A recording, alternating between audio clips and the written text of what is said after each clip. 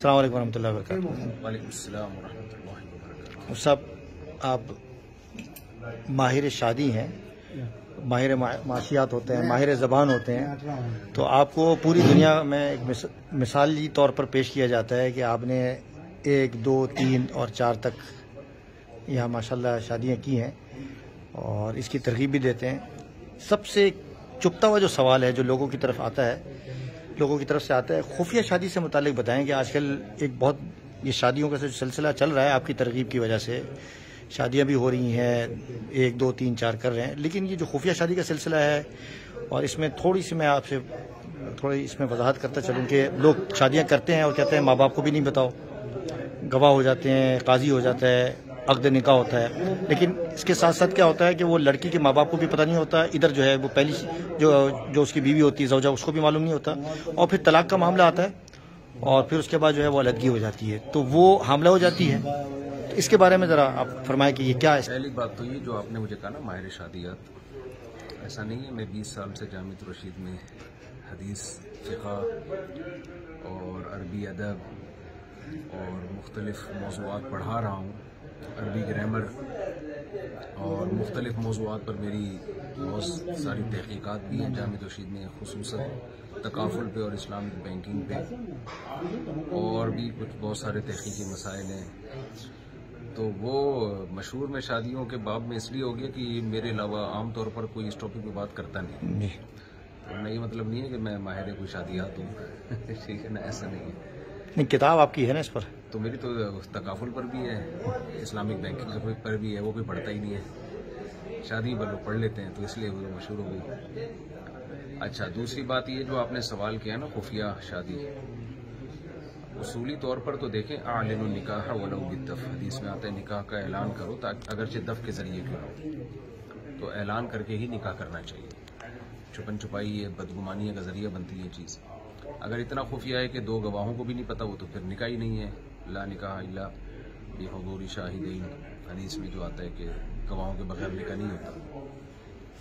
تو نکاح تو منعقد ہو جاتا ہے 2 گواہوں کی موجودگی میں، چاہے چھپ کے بھی ہو، لیکن شریعت میں یہ چیز پسندیدہ نہیں ہے کیونکہ بدگمانی کا ذریعہ بنتی ہے۔ کل آپ کو کسی نے دیکھ لیا تو آپ کیسے اس کو بتائیں گے بھئی کون ہے یہ؟ آپ کہیں گے میری بیوی ہے، لوگ کہیں گے شاید بعد میں بات بنا لی ہو۔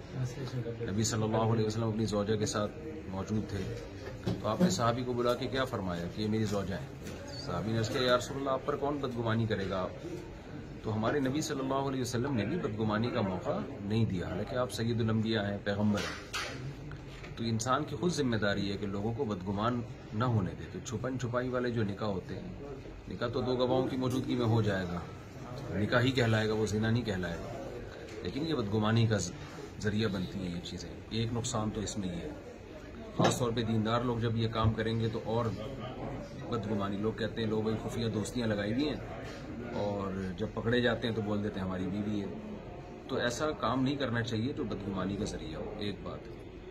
دوسری بات یہ کہ اس میں بیوی کے حقوق عام طور پہ ادا نہیں کیے جاتے ہیں۔ میرے بہت سارے علم میں ایسے نکاح آئے ہیں کہ لڑکی نے لڑکے سے چھپ کے نکاح کیا، اب چونکہ فیملی انوالو نہیں تھی، خاندان انوالو نہیں تھا، تو کیا ہوا ہے کہ بعد میں مرد کا دل بھر گیا، اب وہ جان چھڑانا چاہ رہے لڑکی سے۔ جب نکاح علیہ اعلان ہوتا ہے، ساری دنیا کو پتہ ہوتا ہے اس کی بیوی ہے، تو چھوڑنا بھی آسان نہیں ہوتا، حقوق بھی دیے جاتے ہیں۔ اس میں لڑکیوں کا بڑا نقصان ہوتا ہے۔ وعلیکم السلام۔ اکثر ایسے جو کیسز آئے ہیں نا سامنے، تو اس میں دیکھا یہ گیا ہے کہ لڑکیوں کو نقصان ہوا، مرد نے پھر جو ہے نا جان چھڑائی ہے، اس کا دل بھر گیا تو وہ پھر اس کو بیوی بوجھ لگنے لگتی ہے، تو اس میں عورت کا بڑا نقصان ہوتا ہے۔ بعض دفعہ یہ ہوتا ہے کہ حمل پھیل جاتا ہے۔ السلام علیکم۔ وعلیکم السلام۔ بعض دفعہ پریگننسی ہو جاتی ہے، اب جو چھپن چھپائی والا نکاح ہو رہا ہے، اب اس حمل کو گراتے ہیں، وہ یہ گرانا بھی شرعاً جائز نہیں ہے، یہ کوئی شرعی عذر تو نہیں ہے کہ آپ لوگ کیا کہیں گے، جی یہ کوئی شرعی عذر نہیں ہے، اس بیس پہ حمل گرایا جا رہا ہوتا ہے کہ جی یہ بچہ ہو گیا تو پھر ہم تو سب کو پتہ چل جائے گا۔ اس لیے اس نکاح کو کبھی بھی اس کی حوصلہ افزائی نہیں کی جا سکتی۔ البتہ بعض صورت میں یہ مجبوری ہوتی ہے کہ مرد کو غالب گمان قریب یقین ہے کہ اگر اس نے نکاح نہیں کیا تو وہ زنا میں پڑے گا، اور اس کے خاندان والے اس کو نکاح نہیں کرنے دے رہے، تو زنا سے تو کیف ما امکن بچا جائے گا۔ یعنی ایسے واقعات آئے ہیں کہ اگر ان کو نکاح کا مشورہ نہ دیا جاتا تو لازمی زنا ہوتا، بڑی برائی سے بچنے کے لیے یہی کہا جائے گا بھائی اس سے تو بہتر ہے نکاح کر لو. ایسے موقع پہ پھر اگر کوئی چھپ کے نکاح کرتا ہے نا تو اس کو یوں نہیں کہا جائے گا کہ نیکی کا کام ہے تو چھپ کے کیوں کر رہے ہو. حضرت عمر رضی اللہ تعالیٰ عنہ کے دور میں جب تک حضرت عمر اسلام قبول نہیں کیا تھا، صحابہ کہتے ہیں ہم چھپ کے نماز پڑھتے تھے. کام تو اچھا تھا، نماز ہے، چھپ کے کیوں پڑھ رہے ہیں، لوگ اچھا نہیں سمجھ رہے اس کو. تو مرد بعض دفعہ دوسری کرتا ہے، تیسری کرتا ہے، وہ چھپ کے اس لیے کر رہا ہوتا ہے کہ کام غلط نہیں ہوتا لیکن لوگ کرنے نہیں دے رہے ہوتے، اتنا مارتے ہیں، ٹارچر کرتے ہیں، قتل تک بھی ہو جاتے ہیں. تو ایسی صورت میں پھر اس سوسائٹی کو بھی برا کہا جائے گا کہ بھائی یہ تو نہیں چھپ کے کرنا چاہ رہا تھا، یہ تو چاہ رہے اوپنلی کرے، کرنے نہیں دے رہے اس کو. تو اب زنا کی طرف جائے یا اس سے بہتر نہیں کہ نکاح کرے. تو وہ ایک مجبوری کی حالت کے احکام الگ ہوتے ہیں. نارملی بہرحال اس کو اپریشیٹ. 2 سوال اور ہیں مختصر. بالکل یہ کہتا ہوں جو مجبوری میں بھی کر رہا ہے نا، اگر چھپ کے کیا بھی تو تھوڑی دیر بعد اس کو اناؤنس کر دیں. ٹھیک ہے. ہاں، کیونکہ اس کے زیادہ سائڈ افیکٹ سامنے آئیں گے اس کو چھپا کے رکھنے. سب سے بڑا مسئلہ عدل کا ہے، اس کی کیا آپ مختصر ڈیفینیشن اس کو لوگوں کے سامنے بیان کریں گے؟ دیکھیں، عدل کا مطلب ہے آج کل کے ماحول میں سب کے حقوق واجب ادا کرے اور راتوں میں برابری ضروری ہے. جتنی راتیں ایک زوجہ کے ساتھ گزاری اتنی ہی دوسری زوجہ کے ساتھ گزارنا ضروری ہے. یا یہ کہ وہ معاف کروائے بیوی سے، اگر بیوی کسی کو اپنی باری میں معاف کر دے تو ٹھیک ہے، وہ اس کا حق ہے، وہ لے بھی سکتی ہے، چھوڑ بھی سکتی ہے. معاف کرے گی تو کل اس کا ارادہ ہو گیا کہ جی میں نے آپ کو باریاں معاف کر دی تھی لیکن میں اب لینا چاہتی ہوں، تو پھر دوبارہ دینی پڑیں گی. تو یہ ہے. غریب آدمی کیا کرے گا؟ غریب آدمی غریبوں میں شادی کرے. پہلی شادی بھی کرتے ہیں نا غریب لوگ، غریبوں میں کرتے ہیں نا. جی. تو میں تو اکثر لوگوں سے کہتا ہوں آپ کی آمدن اگر 50,000 ہے تو آپ ایسی لڑکی سے شادی کریں جس کے باپ کی آمدن 10,000 ہے. تو ایسی 4 آپ پال سکتے ہو جن کے ابا 10,000 میں 5 بیٹیاں پال رہے ہیں. جی. تو یہ تو کوئی بات نہیں ہوتی نا کہ مالدار لوگ شادی تو ہمیشہ مالدار غریب. صحابہ میں ایسے غریب بھی ہیں جو اصحاب صفہ والے جن کے پاس ایک لنگوٹا ہوتا تھا تو نکاح تو انہوں نے بھی کیے. بابو تزویج الموسر جو صحیح بخاری کی حدیث ہے اس میں امام بخاری نے باب باندھا ہے غریب کی شادی.